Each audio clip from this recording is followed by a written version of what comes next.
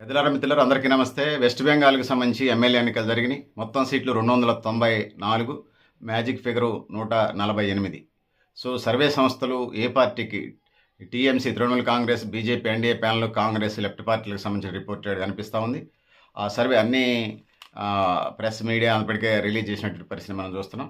Janmat poles 195 నుంచి 205 వస్తాయని టీఎంసీకి, బీజేపీకి 80 నుంచి 90 వస్తాయని, కాంగ్రెస్ 1 నుంచి 3 వస్తాయని, లెఫ్ట్ పార్టీలకు 0 నుంచి 1 వచ్చే పరిస్థితి కనపడతా ఉంది. జేవీసీ సర్వే తీసుకున్నప్పుడు టీఎంసీ, తృణమూల్ కాంగ్రెస్, మమతా బెనర్జీ యొక్క పార్టీకి, దీదీకి సంబంధించిన పార్టీకి వచ్చినప్పుడు 131 నుంచి 152 వస్తాయని దీదీ పార్టీకి, బీజేపీకి 138 నుంచి 159 వస్తాయని, కాంగ్రెస్కి 2, లెఫ్ట్ పార్టీలకి 0 నుంచి 1. ఇక మ్యాట్రీస్కి సంబంధించి వచ్చినప్పుడు 125 నుంచి 140, ఇక 125 నుంచి 140 టీఎంసీకి, తృణమూల్ కాంగ్రెస్, 146 నుంచి 161 మట్టికి బీజేపీ.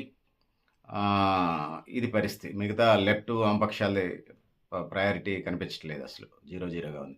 సి మార్క్ సంబంధించి వచ్చినప్పుడు 118 నుంచి 138, బీజేపీ 150 నుంచి 175, లెఫ్ట్ 1 ఇస్తుందని పీ మార్క్ సర్వే చెప్తుంది.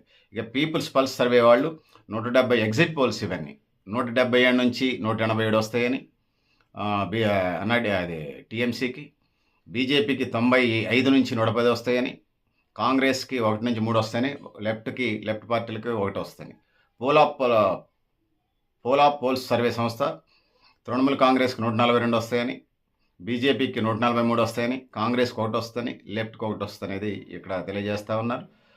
సో ఇది పరిస్థితి. బోటాబోటీగా ఉన్నట్టుగా ఉంది. కొంత బీజేపీకి మొగ్గనైతే ఎక్కువ సంస్థలు చెప్తా ఉన్నాయి. చూద్దాం ఏం జరుగుతుందో. మీకు డిపాజిట్లు రావని మమతా బెనర్జీ అరుస్తుంది, కానీ చూడాలి రాబోయే కాలంలో ఏం జరుగుతుంది.